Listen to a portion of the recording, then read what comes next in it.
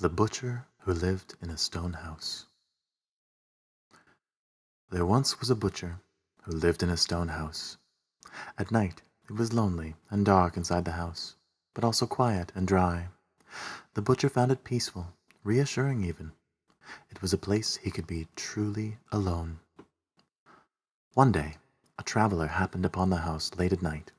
He smelled something very strange coming from inside. Knocking on the walls hurt his hand and wasn't loud enough to rouse whomever might be inside. He tried to peer in the windows one after another, but the curtains were thick and drawn. Nothing could be seen inside. Still, the smell persisted. His curiosity thoroughly piqued, the man decided to wait outside. Surely whoever was inside would awake and come out in the morning, and then he could inquire about the source of the smell. He paced around a bit more, double and triple checking the windows, but it was no use. The house was sealed, and he'd just have to wait. When morning came, the smell had dissipated, but nobody exited the house. It didn't help that he could barely guess as to where the door should even be. He waited all day, and though he could only watch one side of the house at any given time, he never saw anybody enter or leave. He almost left, but as night fell, the smell again emanated, and he couldn't bring himself to leave. He started yelling for whomever was inside to let him in, but the sound never made it. The man did this for days, waiting, wandering. Each night, the peculiar smell radiated from the house, and by morning it was gone. Then, finally, one morning, he awoke to a figure in front of him. A balding man, wearing an apron with an assortment of knives and tools on his belt. He wasn't an overly imposing figure. He must have been just under 6 feet tall. The traveler opened his mouth to speak, but adrenaline scattered his thoughts on the way to his mouth. "What the hell are you doing out here?" said the butcher. "Get inside. You're going to die of exposure if you do this much longer." And then he walked through the wall. The man stood, mouth agape. "Inside," said the voice coming through the wall. "You'll die out there." The traveler reached out and touched the wall. It was as solid as ever. He must have hallucinated the man. And the voice? He pushed on the stone with all his might, yet he remained outside. Propped up against the stone wall, he rested for a moment and wiped his brow. "Close your eyes," said the voice. He did so, and then he fell through the wall. "Fuck!" the startled traveler exclaimed as he fell. "Keep them closed," said the voice. "Stand up and follow me." He did so, groping in the dark for fear of bumping into something. "Oh, stop that. Nothing will obstruct you here." The traveler didn't quite believe him, but slowly his posture changed, and eventually he was walking normally, following the sound of the butcher's steps and the clinking of the knives. They walked for what felt like hours. Eventually the traveler couldn't take it anymore. "How is this possible? We must have walked the length of the stone structure hundreds of times by now." And the butcher said nothing. "We haven't turned. Is the floor rolling under us?" The butcher said nothing. "What will happen if I open my eyes?" "I'll cut them out of your head." "What?" yelled the traveler, quickly raising his hands to defend himself. "I'm kidding," laughed the butcher. "You won't see anything. Space works differently in here." "Oh," said the traveler, a bit taken aback. "How so?" "The space inside my house is non-Euclidean. The normal rules don't apply in here." "Okay." The traveler opened his eyes and saw nothing. The blackness was enchanting. Without the barrier of eyelids, the void was inescapable. It felt eternal. He wasn't sure why that was the word that came to mind. The space was vast and empty as far as he could tell, but that doesn't have anything to do with how old it is, does it? He couldn't let it go. Eternal. He was in an eternal space, standing on nothing. They were walking briskly to nowhere, to go see nothing. Who, or more concerningly, what was this butcher he was following? "You're correct, the space is eternal, but you're wrong that it's a void, and how the fuck," the traveler tried to interject, And you needn't be concerned about my nature. You'll understand soon enough. How the fuck did you know what I was thinking? I can see. You can see? I can. Oh. Well, that explains everything. Fantastic. Thank you. Yes. And you'll see too, in time. We're almost there. Almost where? You'll see. They continued to walk in silence for a time, the butcher walking with purpose, the traveler with trepidation and curiosity. At this point, the traveler had completely lost track of time. How long had it been since he had eaten? Days, surely, yet he did not feel tired. It was sure physical exhaustion should have set in by now. Shouldn't his legs be sore? He had had no food for days, and it was at least hours since his last drink of water, if not longer. And then he suddenly remembered the smell. Ah, here it is. We've arrived, said the butcher. What was that smell I noticed when I was outside? Please, sit down with me. It was so peculiar.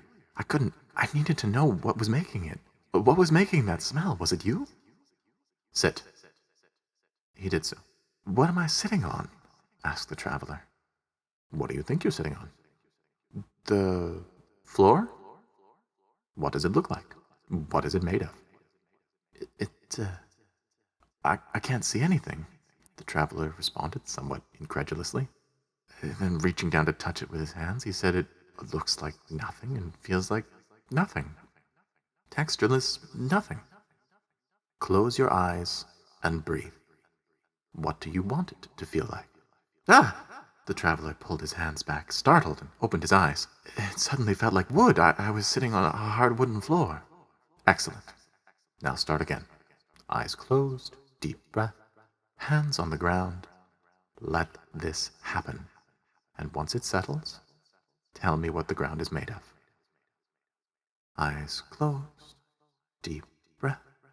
He touched the floor and felt it change, reacting to him, undulating and bending, soft, then hard, rough textures, then particulate textures, and then it settled. He was sitting in sand. Draw yourself a circle without standing up, but large enough to lay back inside while remaining cross-legged. He did so. Breathe with me now. In, then out. Match my pace.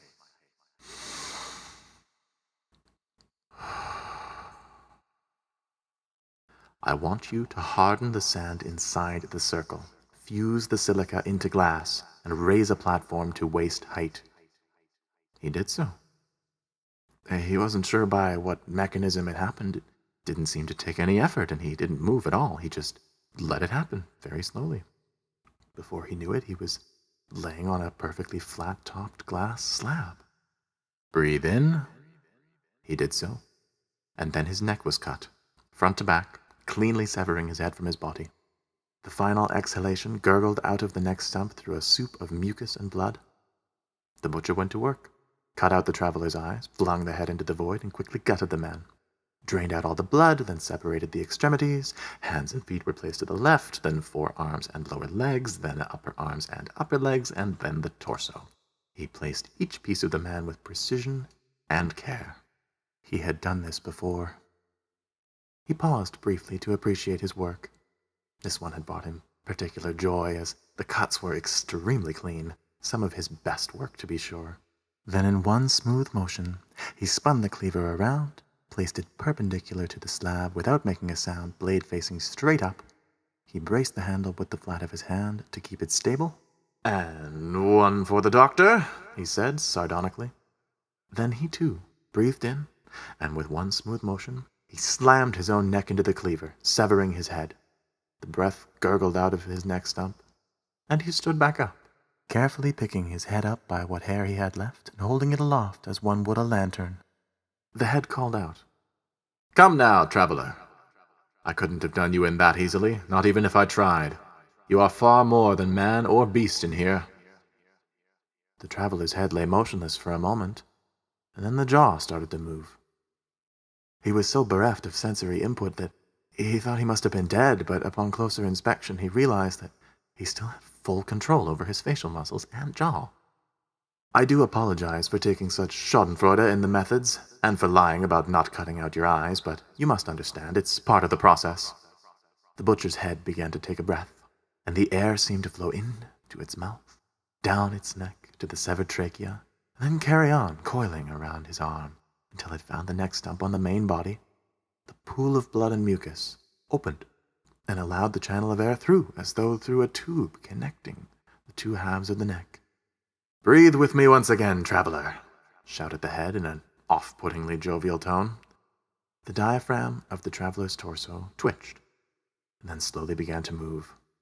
The air was pulled in through his mouth, then slowly channeled all the way across the void to the neck stump, through the bodily fluids congealing around the neck stump, and into the lungs.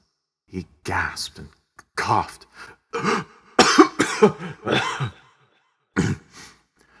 He tried to speak, but words weren't coming out. The airflow was there, however faintly, but something wasn't working. His jaw opening and closing with frustration and uncertainty. I must apologize also for my description of this place. While the space is indeed non-Euclidean, that description does sell it short. The traveler's head was spinning, figuratively and literally.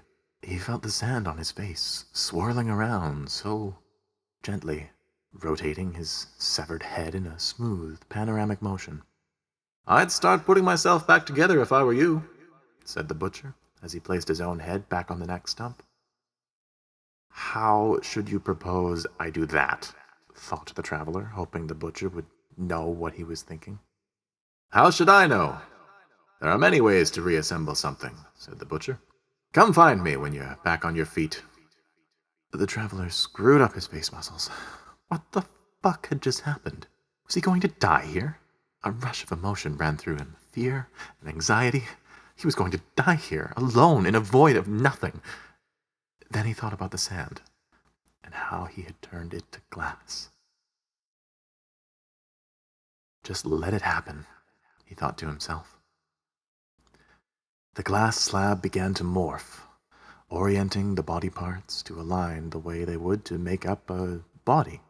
The leaking blood and fluids began to flow back towards them and started to float into the air, dividing up into strands, linking blood vessels to each other like some sort of liquid spiderweb suspended between the bits. Placed his organs back inside his torso, and his skin knit itself back together, and as the body parts connected, blood flow returned. Eventually, the body was a body again, and when everything felt right, he swung his feet over the edge of the slab and stood up, headless. He couldn't see his head. All he could see was the void. He hadn't even seen the butcher since he'd walked through that wall. And even if his eyes worked here, the butcher had kept them. He wasn't sure how, but he knew where his head was, even if he couldn't see it in the strictest literal sense. In the same way he had known what the butcher was doing when he demonstrated how to breathe while decapitated without actually seeing any of it. Somehow he had known what the butcher was doing, and somehow he knew now where his head was. He could just feel it. He walked over, placed his head back on his body, and with that he was human once again. There was nothing left to do but set off in search of the butcher. He needed his eyes back. He walked for what could have been days following that feeling. Whatever direction felt like it was pulling him was the one that he went, and eventually he heard a familiar voice. "Greetings, traveler," said the butcher. "I need my eyes back." "What for? You found me without them. Surely your sense of direction is keen enough on its own, no?" "I need them for when I leave this place, so that I can navigate the real world." "And what makes this world not real?" "Fine, then. Call it whatever you want. Meat space, Euclidean space, relativistic space. I need my eyes back for when I get out of here." "Then come take them," said the butcher with a smile. And somehow the traveler knew he was smiling. It was the same sort of smile his father had when they had played their very first game of chess together. Absolutely genuine, but also with a power and knowledge underpinning it. He darted in the direction of the butcher's voice and found his forehead split in two. The open air on his brain felt very peculiar. Then the butcher removed the cleaver from the traveler's forehead, decapitated him again, flung his head into the void, and set to work separating all the bits. This time, however, he didn't organize everything in neat little rows. He tossed the bits of the man in all directions, spraying blood and viscera across space and time. "Come and find me once you've gotten yourself together again," cheered the butcher, as he cleaned off his blades and departed. This time it took the traveler about the same amount of time to put himself back together as the last time, despite the increased distance between the bits of himself. He was starting to feel as though he understood this place a little bit better. He even felt he understood himself a bit better. Before long, he had reached the butcher again. "Give them back!" "Take them from me." And then he was in bits again. They played this killing game for what felt like centuries. Over and over, the traveler was butchered and then put himself back together only to be butchered again. He got better and better at putting himself back together, but the butcher was always too quick for him.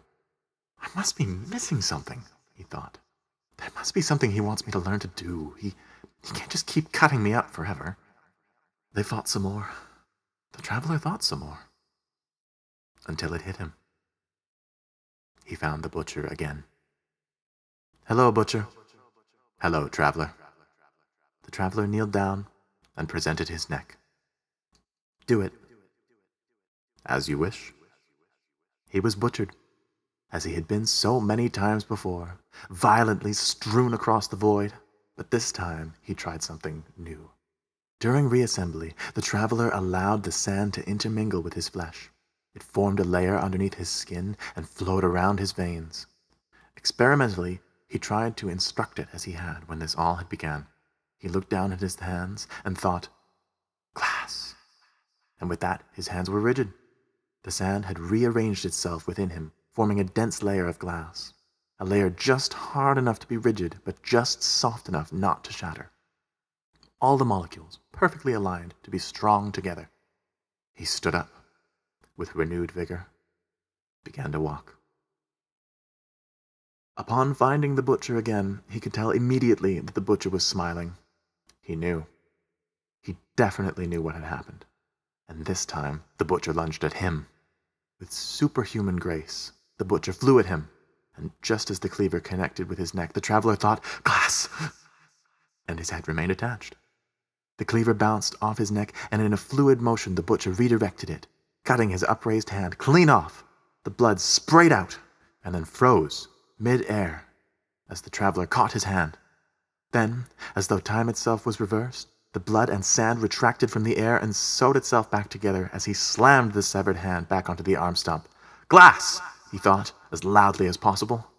An unwavering declaration that he would remain whole in the face of anything the butcher could throw at him. The butcher paused, took a step back, folded his arms, and smiled. The same smile his father had, the day he had won his first chess game against him. "Very well done, my friend," said the butcher. "You have accepted this place inside yourself and claimed its strength for your own.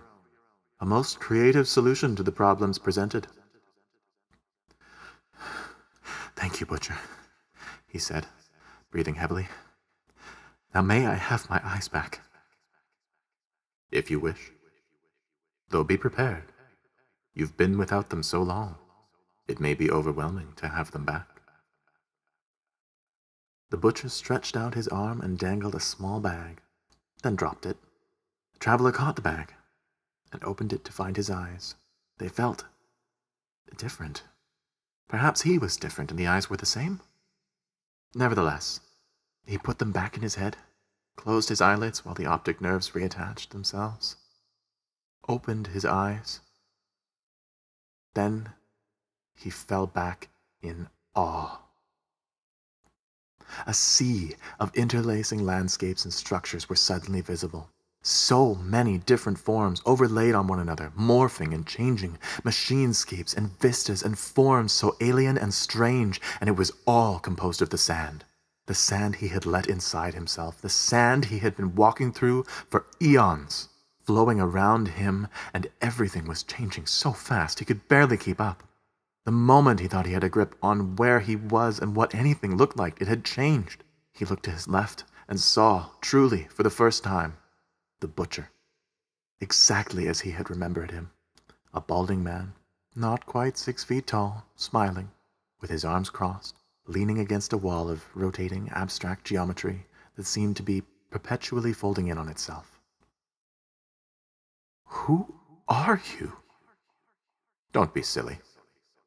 "What are you?" The butcher just smiled. "What is this place?" "I think you know." "How long have we been here?" "How long has it felt?" "I don't remember what it's like to not be here." "Then you're ready to leave." "How do I do that?" "How did you get here in the first place?"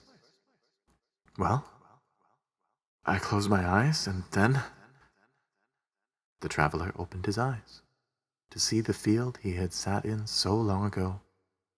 He turned around, and there it was, the stone house. Then he turned back around and looked out at the world in front of him. Everything was as he left it, but now, when he looked, he saw the sand. It was inside of everything, and it wasn't just sand, it was stardust. It was stardust, and everything was made of it. He looked down at his hands, and then back out at the world. "I see,"